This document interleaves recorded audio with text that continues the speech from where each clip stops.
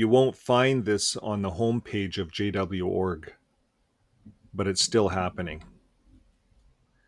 In 2006, Jehovah's Witnesses published an article promoting corporal punishment, not as a metaphor, but as a real-world parenting advice.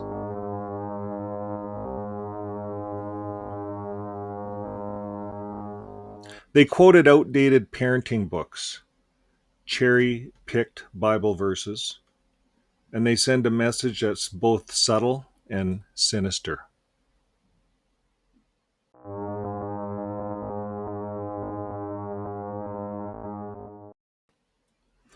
And that's what they're quoting to millions of parents, and not just in the past. This material has never been retracted. In fact, I searched their entire public site. No reversal, no apology, just the same two verses repeated like gospel.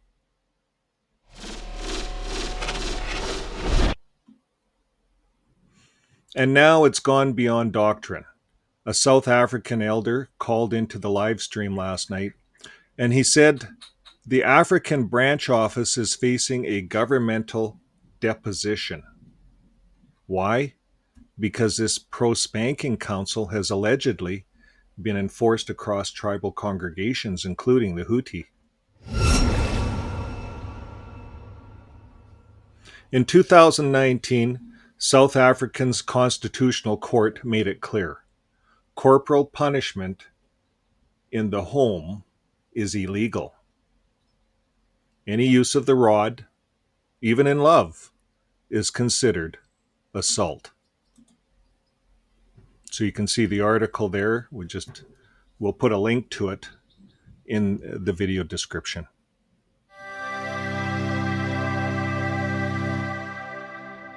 So we're going to talk about Matthew Millais Gray. He's the fella that called in last night. He's from South Africa.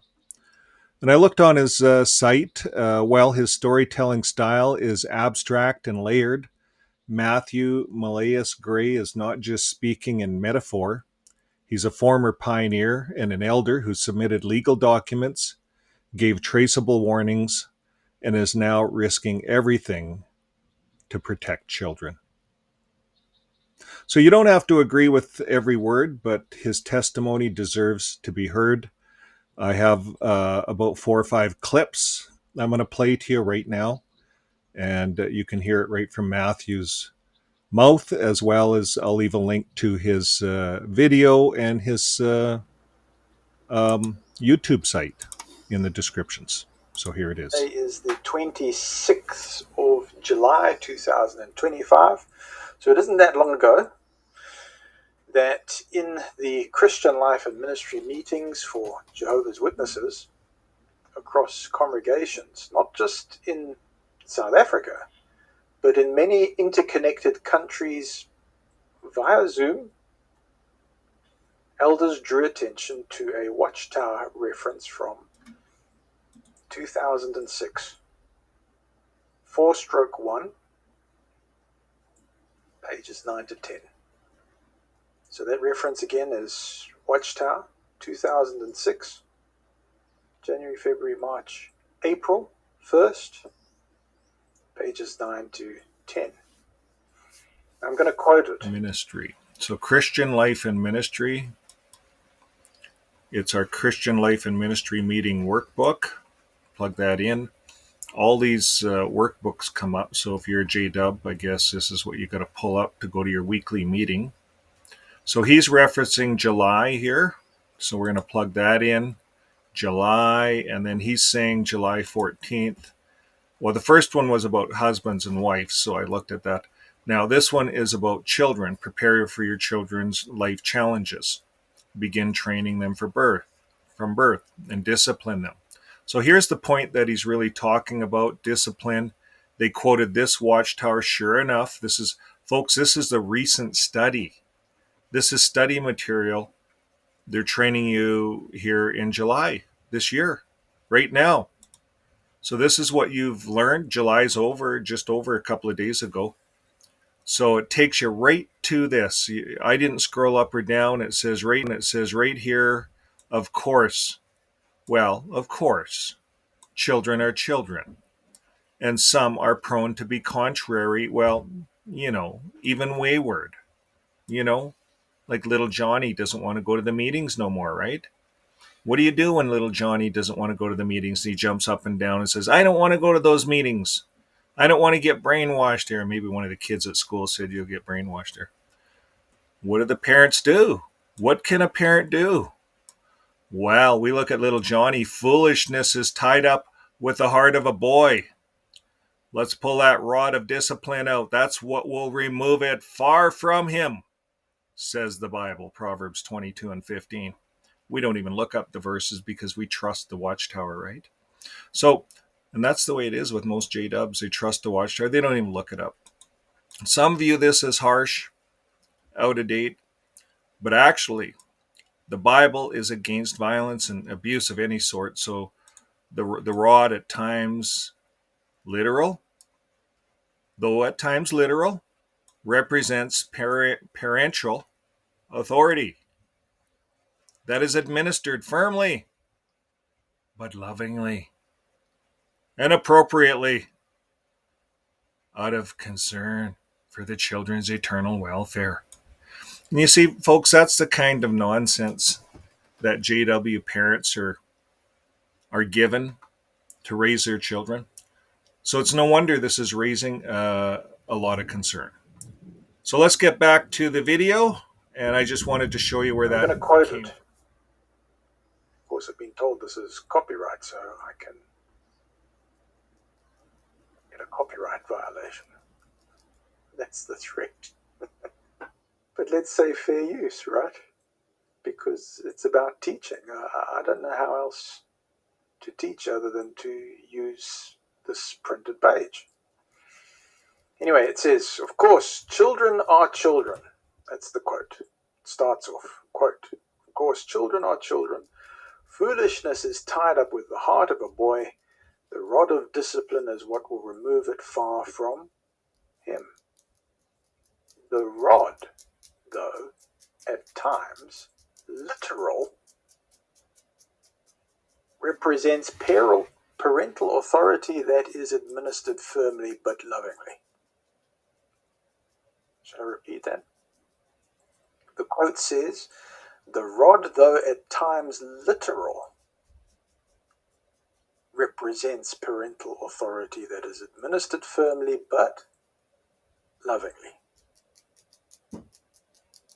So anybody who had that Christian Life and Ministry worksheet would be able to see that that was the reference. A genuine Jehovah's Witness who wants to do the right thing. Do we uphold Jeffrey Jackson's direction? Or do we take this Watchtower 2006 4-1 pages 9 to 10 and say that that is the updated information because that was done in the recent Christian Life and Ministry meeting? So again, I'm going to emphasize, is this wording neutral? Or does it leave open the idea that a literal rod, physical punishment, can still be lovingly applied? There are some who apply the authority anyway to begin with, besides personality. So at the Australian Royal Commission, Jeffrey Jackson, who is a governing body member, he gave a sworn testimony to say that corporal punishment is not to be practiced among Jehovah's Witnesses. He explained that the rod is standards. He explained that, yes, corporal punishment was something that was done in the past, it's history. It happened.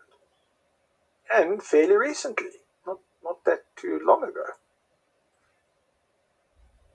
But the point is that what is coming up here with what Jeffrey Jackson says as a governing body member under oath, and then what comes through a repeated Watchtower reference, maybe by accident, I don't know.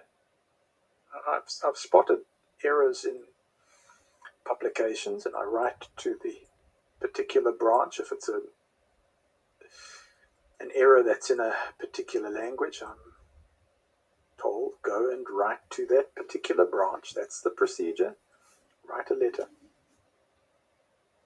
Sadly, that letter doesn't always get to the branch because that's another matter. I'll tell you about post and the postal addresses that are on the website and what happens with those. That's another subject. Anyway, why is this legally and morally explosive? Well, once elders publicly encourage parents to interpret the rod as literal, even ambiguously, they've placed their congregations, their branch offices, and the governing body itself under potential legal exposure. If somebody is actually beaten, there's this liability trace, and especially if now you've written and you've registered your post and you've seen that the branch has accepted it, because you've got to make sure that they accept it. They can leave registered post in the post office and not collect it, and you can see it on the system, not collected. So you might have to use courier systems, and you might have to do it not once, twice. You'll have to do it several times and keep your record. It's not easy. These broadcasts, there is any report of physical punishment, liability is going to be far harder to escape, because I'm telling you the record's there. And if I die, I've got a kill switch, meaning all my records are available.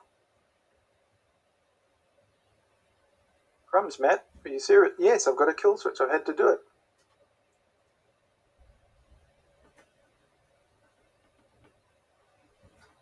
So we now have entered into the age of removal as opposed to disfellowshipping, the more enlightened removal, if you can call that such.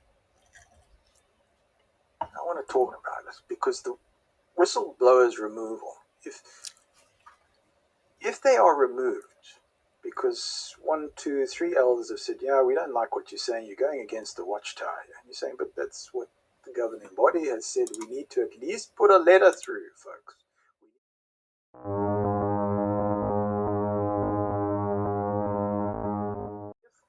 After that announcement, any child is harmed, we now have grounds for a case. And let me be very clear, not just in South Africa, Lesotho, Swaziland, now called Eswatini, Botswana, Namibia, all come under this jurisdiction. Because we have congregants that are now in the UK that have served within these circuits, it now affects the United Kingdom. It affects Ireland. There has been what is called a deposition. So it's not a... There's many things that I need to clarify. So when it comes to this particular matter, it is called a deposition. So, and I'll explain why. The branch has been contacted. We have actual evidence that the warnings have gone through the system and have arrived at governing body service committee level. So you've now seen the article, you've heard the elder, you've seen the contradictions. Now ask yourself, who's protecting the children? Well, to Matthew and to every elder who dares to speak truth under pressure, we see you and we stand with you. Live your life with love, folks, and leave the rod behind. We'll see you on the next video. Bye for now.